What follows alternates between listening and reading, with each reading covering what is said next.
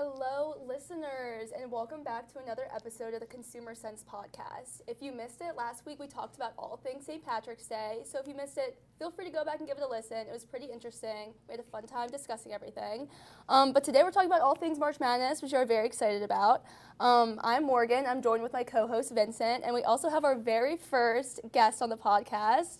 We'd like to introduce Dr. Ronald Dick. Thank you, Morgan. Happy to be here today. Yeah, if you just wouldn't mind telling our audience just like a little Sure. bit about yourself and your Sure. experience in the basketball world, especially. Sure. I was born in Philadelphia, grew up in the upstate Pennsylvania, a little town near Towanda, PA, Northeast Bradford High School, undergrad degree St. Joe's, master's at St. Joe's, Temple for the doctorate. Worked 15 years in the National Basketball Association, 14 with the 76ers, 1 year with the New Jersey Nets. I was director of group sales for the Sixers for the last 9 years and director of ticket sales for the Nets. Got involved in college athletics and trying to get that doctorate done at Temple.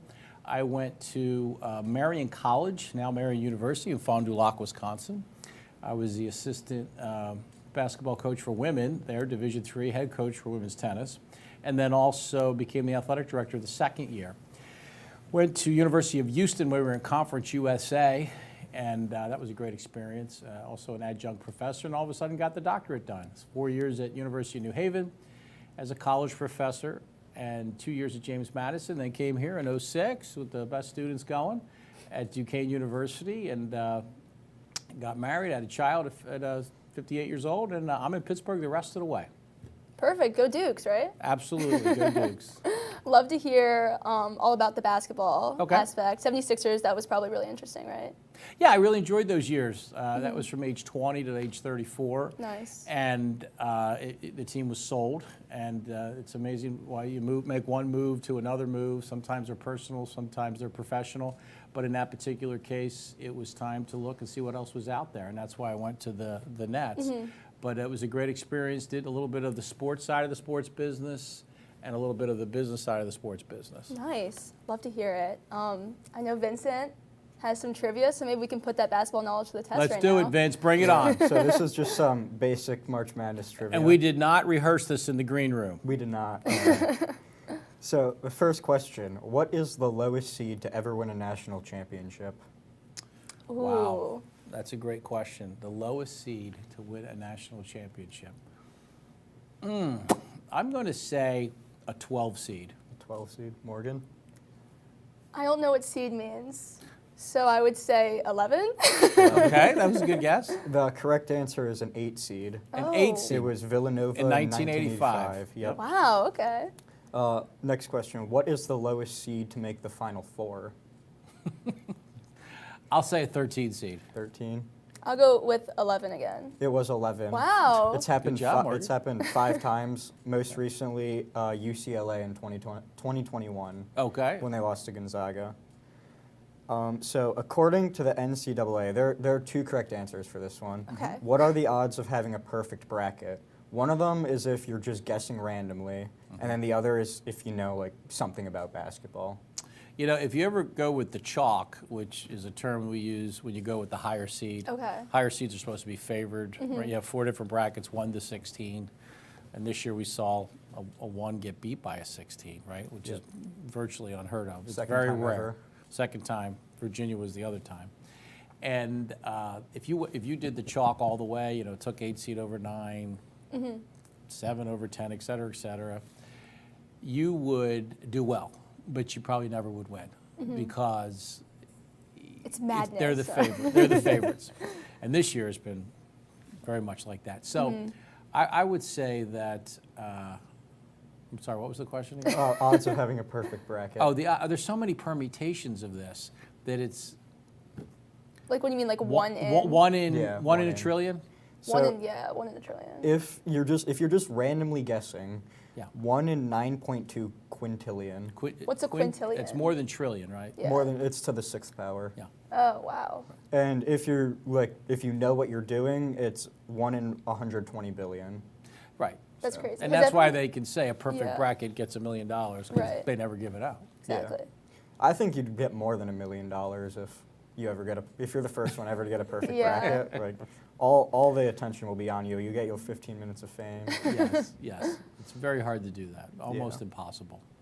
All right, next question. Who has the most national championships?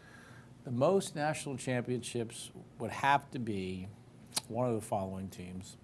I'm going to narrow the field down to Kentucky, North Carolina, Tar Heels, UCLA.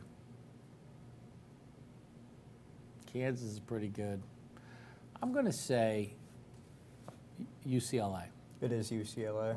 They have 11. Okay. And who has the most Final Four appearances?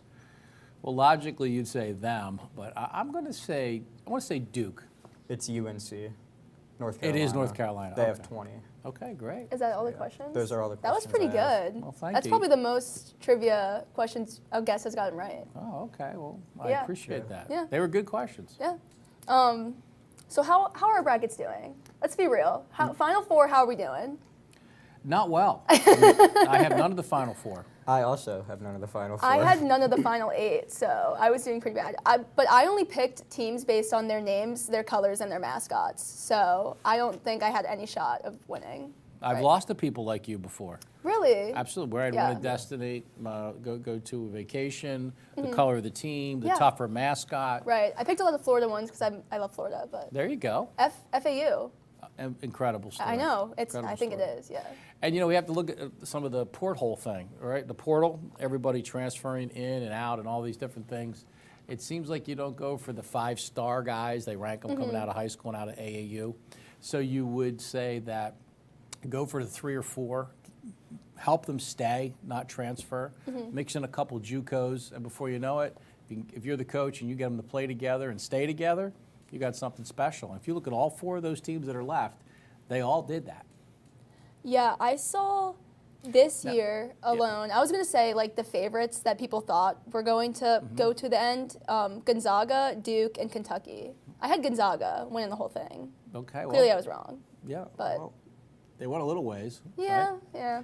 And then you look at Miami. That coach has been to the Final Four before. That's Coach Larinaga, who used to be at George Mason when they were a member of the Colonial, the CAA, Colonial Athletic Association. They, of course, now are a member of our Atlantic 10. And I got a trivia question for you, Vince. Ooh, coming back at ya. Name the only Atlantic 10 school, we are in the Atlantic 10, right? Duquesne, St. Joe's, LaSalle, et cetera, that has gone to the Final Four. But it's gone to the Final Four. And what year did they do it in, Vince? I, And who was their head coach? I'm definitely not going to get the head coach part. I know it was before you were born, but you know what? I knew who George Washington was before I was born. He was before I was born, too. Come on, you claim to be a sports guy. Let's hear it. Was it UMass? It was UMass, correct. What year was it? This team, from 1990 to 1996, won the Atlantic 10 automatic qualifier every single year. This coach is in the NBA Hall of Fame, the Basketball Hall of Fame. This coach has been a head coach of an NBA team. It was the New Jersey Nets. I did know this at some point in And time. we've mentioned the school that he currently teaches at. He currently coaches at. We've mentioned that team. Morgan just said the name. Oh. I can't give you more than that, Vince.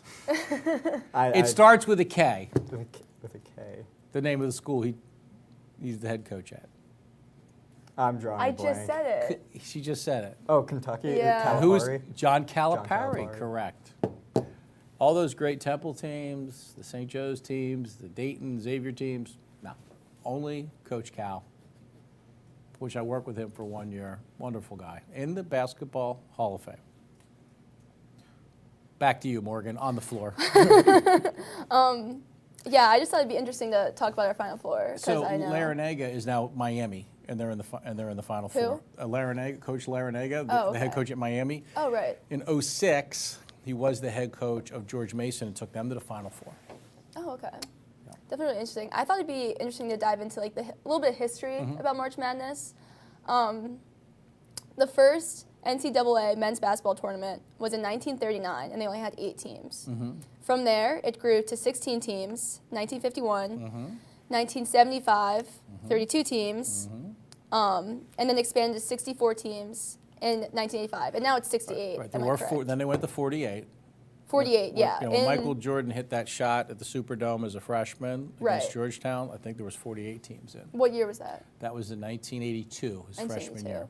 Yeah, and then 85, 64 teams. Yes. And then when did it become? It's 68 teams. And that was right? the last game played without a shot clock. Michael Jordan's game? No, Villanova beating Georgetown with Patrick Ewing versus a couple NBA guys. And that was in Rump Arena in Kentucky, and there was no shot clock. So they talk about Villanova shot 9 for 10. Well, yeah, I mean, they shot 90% in the second half. Yeah, they were 9 for 10. Yeah. You know, we called it put the ball in the freezer, right? You just pass it around for 2 minutes, Right. make the other team play defense, Yeah, and then hit exactly. your shot, and then that's how you do it. So that was a last game ever without a shot clock. Wow. Oh, and what year was that again? 1985 1985. in Interesting. Rump Arena, Lexington, Kentucky. Nice. Yeah, so I thought that was interesting, how fast it like doubled, and then Yeah. to what it is And now today. it's 68, right? Now it's 68. Do you know when it became 68 teams? A few years ago. few years ago. Because no matter what you do, it's kind of like the football playoff format too. Like number 69 is going to be upset, number 70 is going to be upset, number 71, you know, Right, exactly. First 4 out, last 4 in, that whole thing. But there's talk of making the field even larger, maybe making it 96. Like, That's too much. yeah, but I tell you, that that'd be first insane. weekend is special. That first Thursday, Friday. I got friends that take off work, and they watch it on True Station, CBS, TBS, TNT. 1.14 billion is what the TV rights were sold for. Really? 1.14 billion. Last year it was 1.16 billion. That's crazy. Slightly down. Yeah. So that's a lot of money to the NCAA Yeah. in That- Indianapolis. That first weekend of March Madness is my favorite time for sports. It is. March is a wonderful month to be a sports fan. You got baseball starting up with spring training. The weather's breaking a little. Hockey and basketball getting ready for the NBA and the NHL playoffs.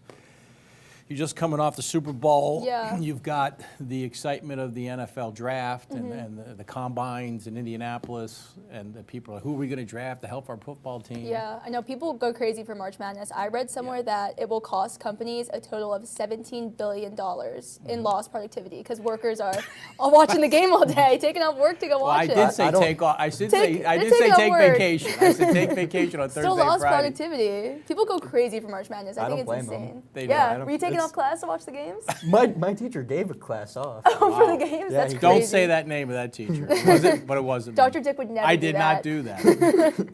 Thought about it, but I didn't do it. Yeah, kind of going back over to the history. Yes. Mid 70s was when creating a bracket became popular. Yes. So it kind of started as like not something really official, and then it became kind of official in the mid 70s. Is when popularity really struck with it.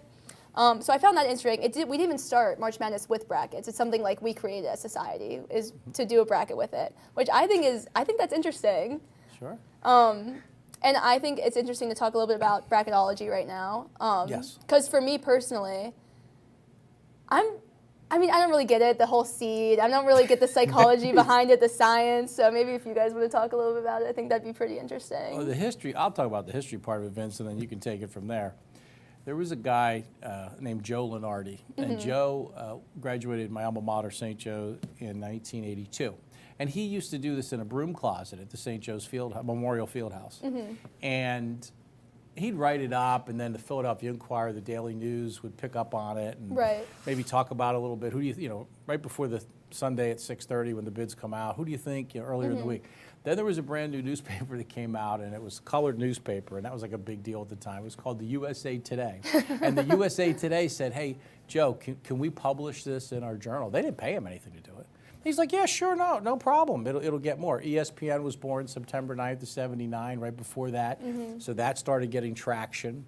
And then once the time we got to like the mid-90s or late 80s, it became in vogue. You think our team's going to make it? What's going on? Are we going to be one of the 64? Are we going to get left out? How many more games do we have to win? And it made the whole last month of the schedule really exciting, and the conference tournament.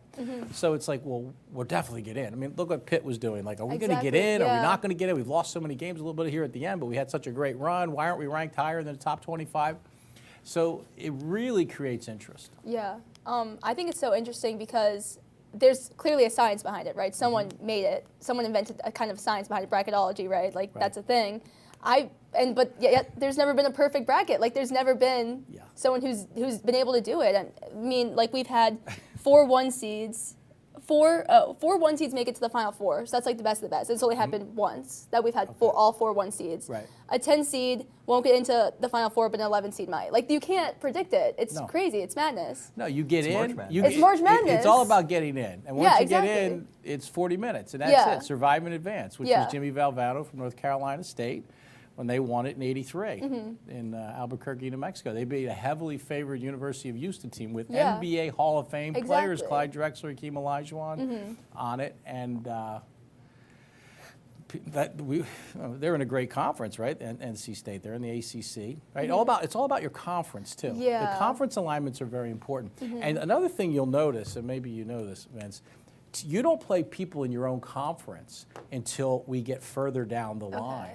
That's by design. Because unlike the football tournament where if Texas plays in the Rose Bowl with Vince Young, that money, pretty much that $15 million or whatever it was they get for winning that against USC, that goes to the University of Texas. That's not true in basketball. The money gets pooled and all the teams in your conference get some of that money. So I cite back to '06 when George Mason and Coach Larinaga, now at Miami, went to the Final Four. James Madison, a member of the CAA, I was working there at the time as a professor, they got millions of dollars too because over a 6-year period of time because they went so deep. Their team in their conference went so deep. So you want your colleagues to do well in your conference because that money gets all pooled. And I think a lot of your listeners don't know that. Right. And that's really important. So if you looked at the original bracket, you'll see, like now, when you put like 7 or 8 teams, like maybe the Big 12 did, well, eventually you're going to hit each other in the Sweet 16 or the Elite 8. But they purposely make sure all conferences can max out. Right. And then the other thing is there's about roughly 35 conferences. They all get one bid, and we call that the automatic qualifier. Okay. Now, in this year, that was VCU, and nobody else in the Atlantic 10 got a bid. Right. And then your fallback position is the NIT, right? Yeah. The NCAA owns that too, and then there's the CBI. But that's not that money. You want to see your colleagues do well in the conference. And the Big 12 had a pretty good year, I think, up until this point. They had done. They got quite a few teams in. Right. Yeah, and the definitely. SEC, which is historically a football conference, they're doing very well too. Now in basketball. Yeah, I definitely think that's a playing factor into it. Into deciding your bracket. Do you think like seed matters? Like, do you think like how do you predict the upsets? Pretty much. Some seeds do matter. Yeah. Some people will say the 8-9 seed is a horrible seed because what you do is you play somebody. You're looking in the mirror. You're playing somebody just like you, and then to your point about the 1 seeds, then you run into a buzzsaw. Yeah. Right. So I'd almost rather be a 12 seed. Has historically done pretty well against 5 seeds. You always have to pick a 12v5 upset. Right? That's what and then if you win, and then the 4 played an 11, so you might be playing a 4 to get into the Sweet 16. So that seems a lot better possibility than 8-9, flip a coin, and then a buzzsaw. Right? So that's something that's worth mentioning. Right. Yeah, definitely. I was also going to ask, do you think people are only interested in March Madness because of the betting aspect and the competition perspective in making brackets? No, I don't think that they're only interested in the betting because the betting has always been there, but it's exploded in the last, I'd say, 5 to 7 years. So you don't think it started with making brackets? No, it didn't. And you know, I know you want to talk a little bit about that, and I did some homework on Netflix. On Netflix for your streaming people, there is a documentary I looked this morning called Bad Sport, and the episode is called Hoop Schemes. And it's about the 1994 Arizona State team that was convicted of point shaving. Oh, okay. So that one's worth looking for. And then, of course, you have the untold story, Operation Flagrant Foul. Tim Donaghy, Cardinal O'Hara, Philadelphia, Villanova, Philadelphia graduate, was a referee and was shaving points, was giving out information to bookies, and he was convicted of this. So isn't he banned from the NBA too? Oh yeah, he won't be doing another NBA game. I think he wrote like a whole book on it. Yes, he did. There's a whole documentary on it, and it's very unfortunate. But the pureness of sports is no matter what your race, religion, ethnicity, your age, big, small, right? We're all supposed to have an equal chance to try to win the game. And the minute you start shaving points and getting money involved in it, Right. that's a problem. Now, the technology allows you so many prop bets, like Super Bowl. You can do the coin flip, Right. who gets the first down, who does this. So I think for some of your listeners and the people that have problems with this betting, historically have never been a woman. It's always a man. And it's a man somewhere between the age of, I'd say, like 18 to 78 that has a little bit of a gambling problem. And then when you hear them say, well, I don't have a gambling problem, I have a money problem. Well, okay, that concerns me a little bit when you say that. So point shave, all that means is, think back, the listeners, to like high school. You might have played Little League Baseball, you might have played JV sports in high school, or even varsity, and some in college. But let's say your team's doing really well, and you're 20-5, and you're going up against a team that's 5-20, and you're playing at the 5-20 place, and that's a big game for them because you're coming in and you might win the conference championship, and you had a really tough game on Saturday, and you have a really tough game the next Saturday, and this is Tuesday. They call that a sandwich game. You might take that team lightly. Now, you're going to win the game? Yeah, we're going to win. You're going to win by more than 11.5 points? And you're like, well, we might not. So then you won't cover the spread. That's what it's supposed to make things equal. And the bookies don't really care about anything other than trying to keep the money as equal as possible because they live off the juice, and the juice is 10%. So you got to bet 110 to win 100. Right? If you lose, you don't lose 100, you lose 110. And if you win, you get it back. You get the 100, you get the 100 back. So you get 210. So that is something so they're moving the lines. This is Super Bowl. The Eagles were getting favored, but then people started betting the underdog Kansas City Chiefs, and then the Eagles started to get closer to a pick 'em. And so that's what they do. They move it just to keep it balanced because they want $1 million on one side and $1 million, and then they live off the juice. You think this is common in college sports? I think there's betting in college. We just have to make sure it's not the players that are involved. That's what I worry about. I don't worry about someone coming up to LeBron James who makes almost $500,000 a game, right? $40 million for 82 games. I'm not worried about him. I'm worried about the fringe player that might not see themselves professionally. And there had been problems at Boston College. There's the famous one in 1959. There's another documentary on that too, on New York City. NYC, New York City University. So yeah, we've got to be careful with that. Yeah, I definitely think that's interesting. And what was that documentary you mentioned about point shaving? The one was called Hoop. It was called Bad Sports. Right. On Netflix, and within that, the episode is called Hoop Schemes, and it's about the 1994 point shaving of Arizona State. Where one of the bookies did get to one of the guards on the team, the star point guard. That's so interesting. Yeah, so that one you might want to check out. And then, of course, the untold story, you want to keep the referees. Referees, and I did this for 8 years, just at the high school level. You're supposed to be like a judge. Right. Like you're supposed to be, and some moms will call you this, and dads in the stands, you're supposed to be blind, right? You don't care who wins. You just see a blue team and a red team. I mean, I used to have to go to GPS to find where these high schools are. I come in with no bias, but they would talk about you and say you weren't very good if you caught a foul on their kid. Right. So that's a whole nother episode. Is verbal abuse that referees take. Oh gosh. That would be another 30 minutes. So we are wrapping up here. Is there any last minute things you'd love to add about March Madness and your expertise in the basketball world? I think we covered everything. There is one stat I want to say. Okay. So FDU, who beat Purdue in the first round. Yes. So two things. One, they weren't even supposed to be in. They didn't win their conference. That's right. Merrimack was supposed to win it, but they were ineligible. They were ineligible. That's a great point. So the only reason FDU was in it in the first place was because Merrimack was ineligible. Right. And 3 times as many people picked Purdue to win the entire tournament than they did to pick FDU, beating Purdue in the first round. 3 times? 3 times. I would think that would be true, yes, because they were number 1 in the country, weren't they? Yep. So you have the 4 1 seeds, and they were the top one of the 4 1 seeds, and they lost to 16. And Virginia's crazy. the only other one that lost, right? A couple of years in ago, 2018. in 2018. Then the next year they won the whole thing.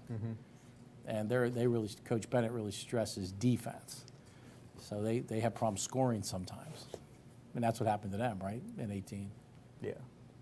Very interesting. And I also want you to know that Duquesne, we haven't played in the tournament since 77. I know that's a while ago. We were in the NIT in 94 and 09. I was there in Atlantic City when we went to the championship game of the A10 against Temple and lost. And they went to the NIT at Virginia Tech.